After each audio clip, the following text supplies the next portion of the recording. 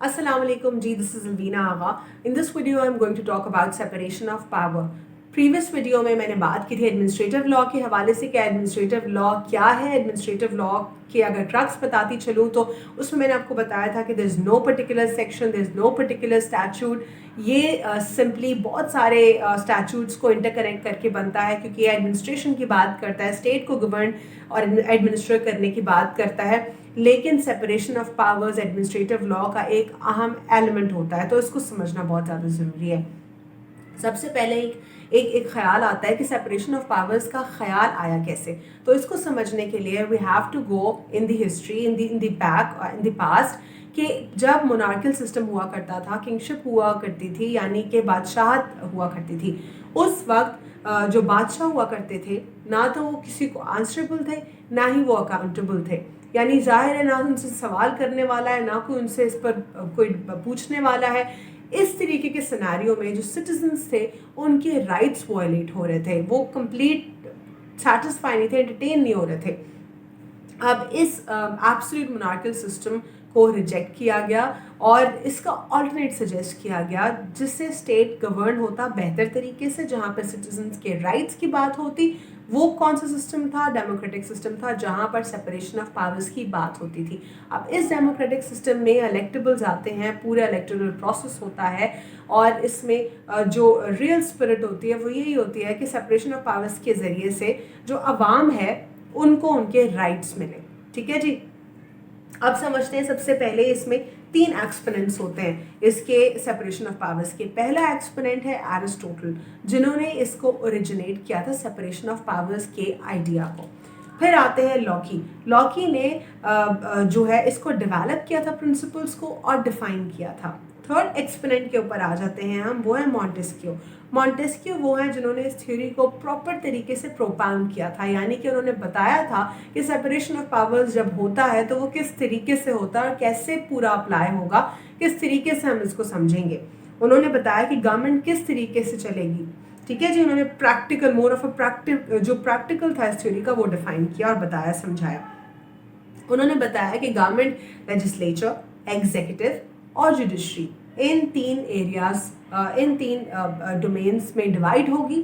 और इन ऑर्गन्स के हवाले से उन्होंने कहा कि none of the organ will intervene into the other organ, यानी कि एक भी ऑर्गन किसी दूसरे ऑर्गन में इंटरवीन नहीं करेगा। ये बहुत इंपॉर्टेंट एलिमेंट है यहाँ पे सेपरेशन ऑफ पावर्स को समझने के लिए।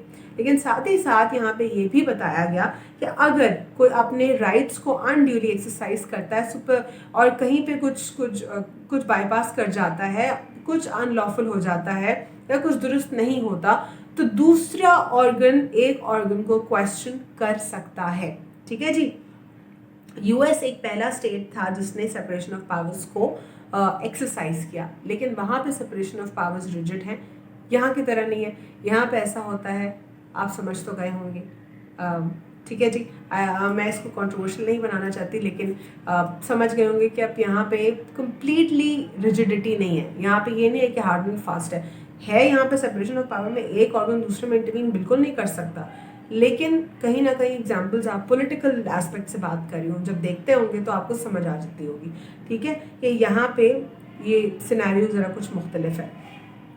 अब ये बहुत सिंपल है, ये आपको समझ आ गया होगा कि ज़रूरत क्या थी इसकी समझने की, सेपरेशन ऑफ पावर्स की, या ये आया क्यों। सिंपली इसीलिए आया कि उस मोनार्कियल सिस्टम को, एब्सोल्यूट मोनार्की को रिजेक्ट करके दूसरा ऑल्टरनेट सिस्टम लाया जाए जो कि सेपरेशन ऑफ पावर्स के ऊपर हो, जहाँ पर एक ऑर्गन दूसरे ऑर्गन के मामलात में मुदाखलत ना करे, इंटरवीन ना करे, और अगर कोई अनड्यूली अपने राइट, अपने पावर्स को एक्सरसाइज करता है तो दूसरा ऑर्गन उसको बेशक क्वेश्चन करे। ठीक है जी। ये हो गया हमारा सिंपल सेपरेशन ऑफ पावर्स, ये हो गया। अब यहाँ पे रूल ऑफ लॉ समझते हैं। अब रूल ऑफ लॉ क्या है? रूल ऑफ लॉ सिंपल है, इसमें यह है कि कोई भी जो गवर्नमेंट है वो अपनी फैंसीज के ऊपर नहीं रन कर सकती, ऑब्वियसली वो किसी एक रूल ऑफ लॉ के तहत चलेगी, राइट। अब इसको समझाया किसने? एडवर्ड, जो मेन एक्सपोनेंट्स है जो 2 हैं वो हैं यहाँ पे एडवर्ड कोक और एवी डाइसी। एडवर्ड कोक ने क्या किया, इसको समझाया, इसको ओरिजिनेट किया। ठीक है, बेसिकली ओरिजिनेट एडवर्ड कोक ने किया। अब A.V. डाइसी ने इसको फर्दर डेवलप किया, यानी उन्होंने और इसको एक्सप्लेन करते हुए और डेवलपमेंट इसमें वो लेकर आए, ठीक है। जिस तरह सेपरेशन ऑफ पावर्स के 3 ऑर्गन्स थे, कौन थे? गवर्नमेंट के बेसिकली लेजिस्लेचर, एग्जीक्यूटिव, जुडिशरी। इसी तरह रूल ऑफ लॉ के भी 3 बेसिक ऑर्गन्स हैं, ठीक है, या प्रिंसिपल्स हम उनको बोले, 3 प्रिंसिपल्स हैं। वो कौन से 3 प्रिंसिपल्स? पहला, सुप्रीमेसी ऑफ लॉ, ठीक है। इसमें यह है कि everything will be govern according to law, यानी कानून के मुताबिक हर चीज गवर्न होगी, ठीक है जी। Number 2, equality before the law, यानी कि सारे के सारे लोग, जितने भी लोग हैं, हर कोई कानून के नज़र में बराबर है, ठीक है जी। कोई बरतर, कोई कमतर नहीं है। इक्वालिटी जो है बिफोर द लॉ होगी सबकी, ठीक है। यानी फॉर इंस्टेंस अगर कोई ओस्टेड प्राइम मिनिस्टर है तो वो भी लॉ के सामने बराबर ही है, ठीक है जी।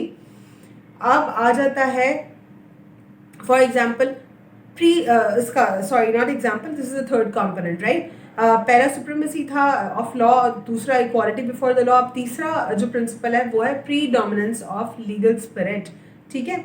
इसका मतलब ये होता है कि कॉन्स्टिट्यूशन जो है आपके राइट्स को रिकग्नाइज करता है और कोर्ट्स जो हैं आपके राइट्स को इन्फोर्स करें। सिंपल। आपके 2 टॉपिक्स कवर हो गए और बहुत ही शॉर्ट टाइम में कवर कर दिए मैंने, और बहुत इंटरेस्टिंग है, सबसे इजी है। आपको इसमें सिर्फ और सिर्फ एक्सपोनेंट्स के नाम याद रखने हैं। सेपरेशन ऑफ पावर्स की कौन से एक्सपोनेंट्स थे याद कर लें उसको दोबारा से, एरिस्टोटल, लॉकी, मॉन्टेस्क्यू, ठीक है। रूल ऑफ लॉ में कौन से आपके एक्सपोनेंट्स थे?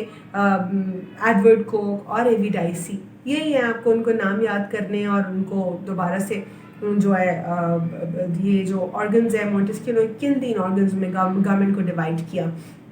उन्होंने पहले लेजिस्लेचर, एग्जीक्यूटिव, जुडिशरी, और इसी से स्टेट को हम समझते हैं। स्टेट को आज भी हम कैसे पढ़ते हैं, किस तरह समझते हैं, तो ये इनकी डेवलपमेंट थी। इन्होंने प्रोपाउंड किया थ्योरी को, सेपरेशन ऑफ पावर्स को डिफाइन किया, सिंपल। और रूल ऑफ लॉ नॉर्मली भी हम समझती हैं ना, ये रूल ऑफ लॉ क्या होता है, सिंपल डेफिनेशन इसकी देख लें तो वो आपको 3 प्रिंसिपल्स में डिवाइड कर देता है: supremacy of law, equality before the law, predominance of legal spirit. Simple. So we're done with 2 topics in this video. I'll be coming back with another one.